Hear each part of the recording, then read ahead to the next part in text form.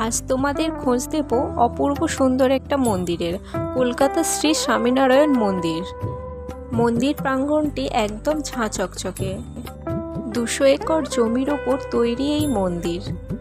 প্রধানত মার্বেল, রাজস্থানের গোলাপি বেলে পাথর আর লাল পাথর ব্যবহার করে হিন্দু সংস্কৃতির ঐতিহ্য মেনে এক অসাধারণ স্থাপত্য কীর্তিতে মন্দিরটি গড়ে তোলা হয়েছে।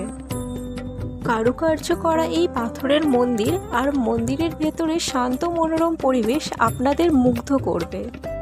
মন্দিরের গর্ভগৃহে ভগবান স্বামীনারায়ণ, রাধাকৃষ্ণ, সীতারাম, হনুমানজি, শিব পার্বতী এবং গণেশজির বিগ্রহ পূজিত হয়।